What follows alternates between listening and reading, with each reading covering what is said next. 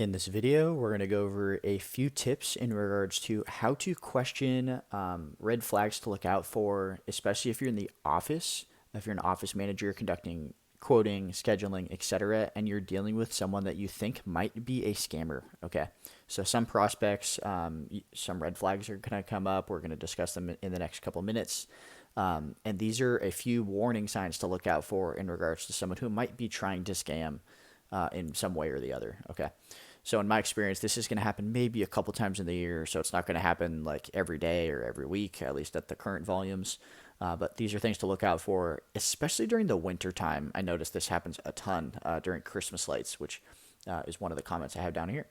But some of the warning signs, probably first and foremost, is almost all people that are going to try to scam us are usually on some very official business trip for like a very fancy sounding organization, the UN or whatever. It's like a ridiculous thing to think that so many people work for the UN or these official organizations. They're all on official business trips. They want the work to be done while they're not home. They oftentimes just bought a home in theory and they want the work to be done. Before I move in, I need the house cleaned or I need the Christmas lights put up or whatever they might ask for. It's almost always in context of I'm not going to be home, but if you can get the work done, then I'll pay you. That's first and foremost, like red flag number one. Okay. Scammers oftentimes as well only respond via text. Okay. They don't answer phone calls. They don't want to talk on the phone. This is for obvious reasons, right? If you get on the phone with them, it's really clear typically if they're a scammer or not. If you can't get them on a call, they're probably a scammer. Okay. If they will get on the phone, really the last two scammers I've dealt with, I've just gotten on the phone with them. It was a super easy way to tell, okay, are they willing to get on the phone? If yes, do they have an accent? Okay. Usually it's pretty detectable if they're coming from a different part of the world and they're trying to scam because it's clear once you got them on the phone that, okay, they have a really thick accent. You know, they speak broken English or, barely speak English or whatever their situation is. Of course, there's Americans that speak all different types of languages, but this is a warning sign for someone that might be scamming is someone that has an accent. If they're willing to get on the phone, that's a way to detect it. Okay.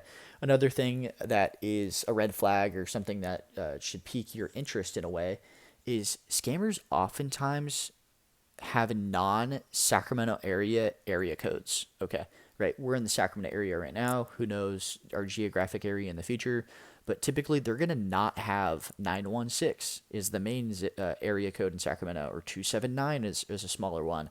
530 is one in the Auburn area. 510, 415, etc. There's several that are in the Bay Area that are very common for people to have in the Sacramento area because they moved from the Bay Area, the San Francisco, San Jose area to, the Sacramento area, the Lincoln area, the Roseville area. They come here to retire, to downsize, to buy a more affordable home, and they bring their phone numbers. Okay.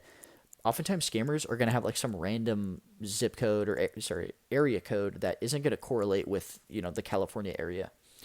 Again, scammers are usually going to do this for Christmas lights. This has really happened every year for the last several years. We've gotten a couple inquiries that are like super fishy. I actually fell for one a couple years ago. I installed someone's Christmas lights when they weren't there, thinking that he was going to pay me. I didn't give him any sensitive information, but I just effectively did like $500 of free labor for this guy, for this random home that no one was there. I knocked on the door, no one was there. I tried, I did the work, tried to collect money, obviously couldn't collect money.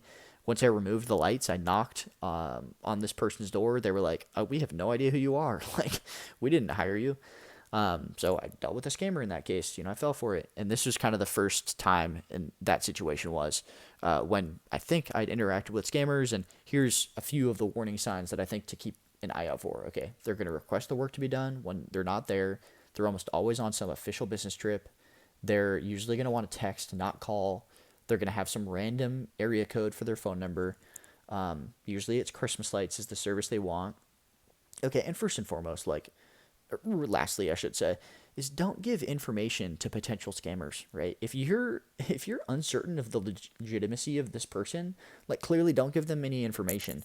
And if anything, one good way to filter them out is ask for a deposit. Okay, if you think they're scamming you or scamming us, then say, okay, sir, that's totally fine. We'd love to earn the right to help you. We just need a 50% deposit in order to schedule the job for someone that's not gonna be there. Okay, a prospect actually did this. That was a scammer. I requested this because I was like, okay, this guy's too fishy. I requested him to mail me a check for a deposit amount. He gave me way more than the deposit amount because he had access to someone's business bank. He sent me a check from their business bank. I called that business because the name of the business was on the check. They were like, yeah, we have no idea who John Doe is, or whatever the guy's name was, the scammer's name, or the name he went by. So that was a way to validate, like, hey, business, you should be aware of this. They're trying to scam you, and they're trying to scam us in the process. Okay. So ask for a deposit. It's a great way to filter them out, because how are they going to have access to thousands of dollars to pay us money for a service, or hundreds of dollars oftentimes? Usually they won't have access to that. And if they do, then it can be fishy, right? Why is this person paying for a personal service at his house with a business check? This has nothing to do with a business. It shouldn't be run through a business. This is a personal transaction. I should not be receiving a check from a business, to pay for gutter cleaning or whatever at a home. So here's a couple different things that you should do. Warning signs, in a sense, how to respond if prospects, if they might be scammers, and some warning signs to look out for.